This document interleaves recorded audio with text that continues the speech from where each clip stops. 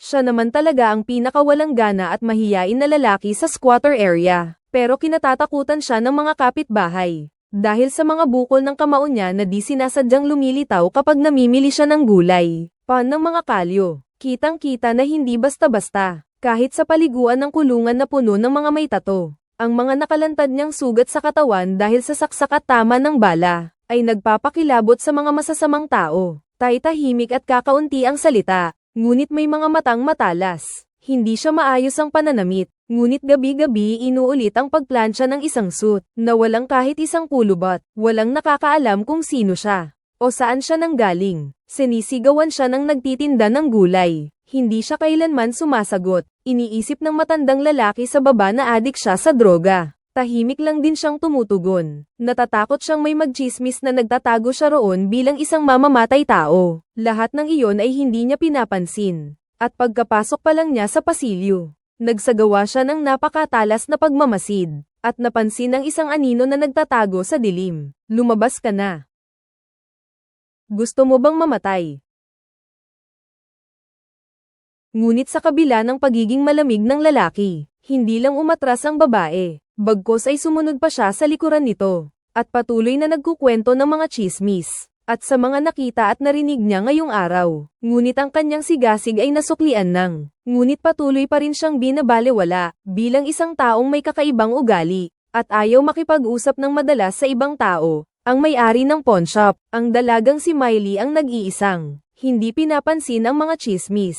At kusang lumapit sa kanya, at si Cheji, na matagal nang tahimik, ay matagal na ring nakikita ang pakay ng dalaga sa pagsunod dito. Kaya sinadyang hindi sinasadya na mabitawan ang bagong bailang sausage. Ayan, sausage. Gusto ko rin ng sausage. Kahit lagi siyang suplado, pero sa harap ng babae at sa hindi na mabilang na pagkakatangka nitong makikain at uminom ng libre, si Taiji ay bihira ring magpakita ng pagiging malambing. Pero agad-agad, may isang babaeng lumapit na may masamang tono. Natakot si Xiaomi kaya agad itong nagtago sa ilalim ng mesa. Mukhang ayaw na ayaw niya. Nung una, tinatanong pa ng babae kay Taiji kung nasaan si Xiaomi. Pero nang makita niya ang malamig at gwapong mukha nito, bigla na lang siyang nagbago ng ihip ng hangin. Nang aakit siyang nagsalita, at sa harap ng hayagang pang-aakit na iyon, si Taiji naman ay nakasimangot pa rin. Sumagot ng walang gana. Nawalan tuloy ng gana ang kausap niya. Kahit hindi pa niya naikukwento kay Xiaomi ng detalyado ang tungkol sa kanyang ina. Halata naman kay Taiji sa isang tingin lang, na gumagamit ng droga ang babaeng nasa harapan niya, at isang adik na adik pa.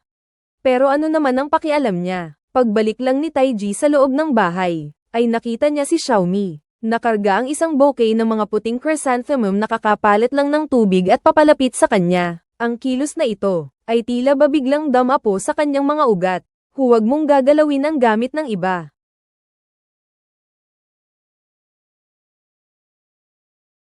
Malamig ang mukha na pinalayas ni Taiji ang dalaga. Pero pag-uwi ni Xiaomi, may isang estrangherong lalaki ang lumapit. Tunay ngang kamukha ng ina ang anak. Sanay na si Mimi sa masasakit na salita, ngunit nag-aalala siyang tumingin sa loob ng bahay kung nasaan ang kanyang ina. Ngunit ang ina niya ay hindi man lang lumingon at nagsimulang gumamit ng droga gamit ang iba't ibang kagamitan. Kaya naman tahimik na isinara ni Mimi ang pinto. Naririnig niya ang mga ungol ng kanyang ina mula sa loob ng silid.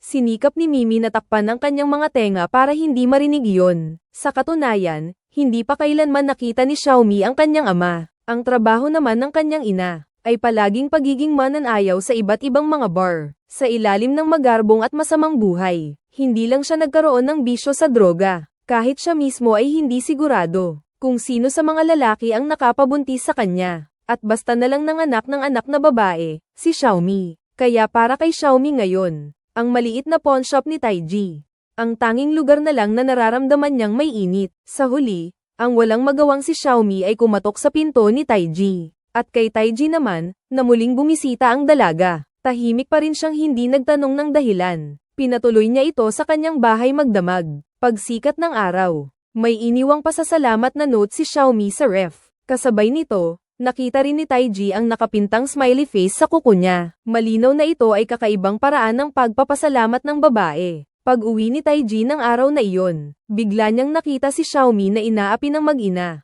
Pinaghihinalaan ng babae na ninakaw ni Xiaomi ang kanyang wallet. Paulit-ulit siyang sinisigawan at sinasaktan yun. Kinukutya rin siya ng anak nito. Isa lang siyang ulilang pulubi. Sa ganitong sitwasyon, si Xiaomi ay hindi umiyak o nag-ingay, nanatili lamang siyang tahimik, parang sanay na siya. At nang makita niya si Taiji sa malayo, para bang nakakapit na siya sa huling pag-asa.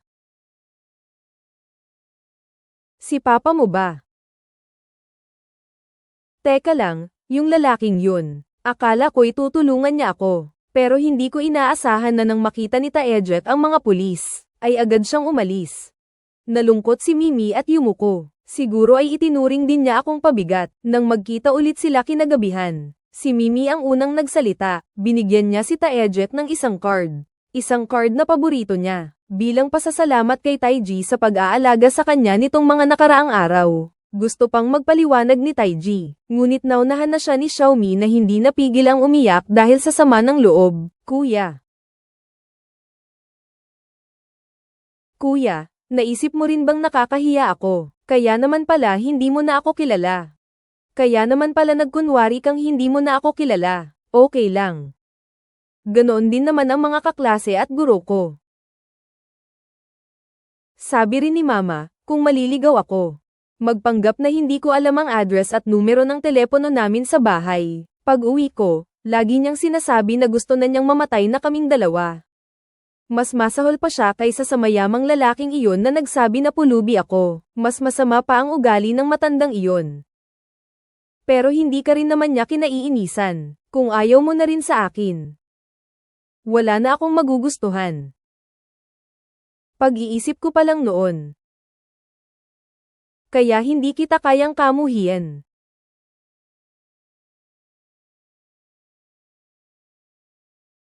Lumingon si Xiaomi at tumakbo pa uwi. Naiwan si Taiji siyang na nakatingin sa unti-unting lumalayong maliit na figura. Natulala siya roon. Pero pagkadating lang ni Xiaomi sa bahay at pagbukas ng pinto, at saka nakita niya ang isang kakilakilabot na tanawin. Isang lalaki ang may hawak na blower, na may interes na nakatingin kay Mimi na nasa pintuan. Ang ina niya ay bagbog sarado na, may nakadikit ding tape sa bibig. Pagkatapos ay, sa harap mismo ni Mimi, kinuha ng lalaki ang blower na naka-high heat, at inilapat sa manipis na hita ng ina niya. Hindi pa nakaka-react si Xiaomi, may isa na namang lalaking masama ang tingin ang sumulpot sa likuran niya, at tinakpan ang mga mata niya. Mama. Pareho silang galing sa pinakamalaking sindikato ng droga sa lugar na iyon. Ang leader, isang lalaking ang pangalan ay Ateng, ang pangalawang pinakamaimpluwensya sa grupo. Malupit at walang awa, isang taong walang pakialam sa buhay ng ibang tao. Ngunit ang ina ni Xiaomi ay nagkaroon ng relapse sa droga kamakailan lang, dahil sa muling pagkagumon sa droga. At palihim na itinago ang harina na dapat sanay ibinebenta nila sa mga bahay aliwan, na dapat sanay ipinagbibili nila. Kaya sa pananakit at pananakot ni Ateng, ang ina ni Xiaomi, ay agad ding isinagaw ang kinaroroonan ng mga gamit, at palihim pala itong itinago sa kanyang bag ng kamera, nang makarating si Taiji sa pawn shop. Nakita niya ang sirang kandado sa sahig. Nalaman na ni Taiji na may pumasok sa loob, pero pumasok pa rin siya. Ang dalawang basagulero na matagal nang nag-aabang, ay binuksan na ang ilaw. Ang isa, yung may kulay dilaw na buhok, ay may kinuhang kutsilyo, at nanakot ng masama. May hinahanap kami, pakitulong naman. Akala ko magnanakaw sila. Walang emosyong inilabas ni Taiji ang kanyang wallet mula sa bulsa. Putang ina, akala ninyo ba mga basagulero kami?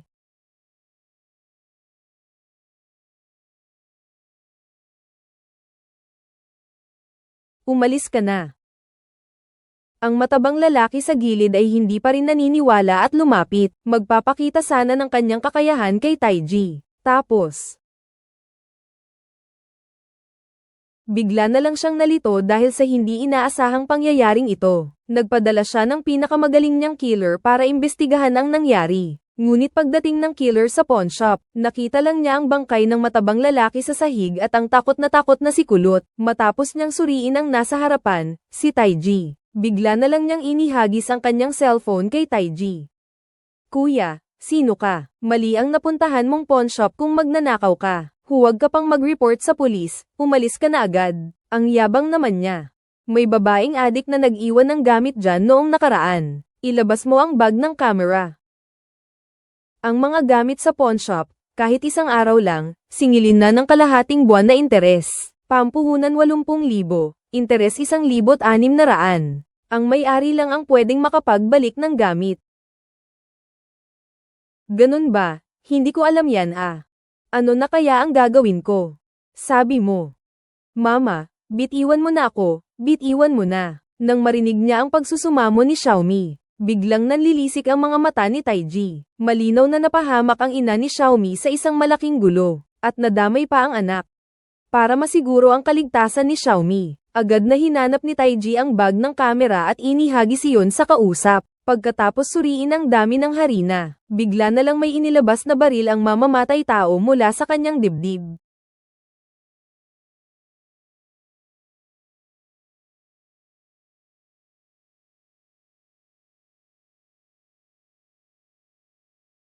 Nang makita niyang umalis na ang kausap, agad na kinuha ni Taiji ang kanyang telepono at hinabol ito, ngunit huli na siya.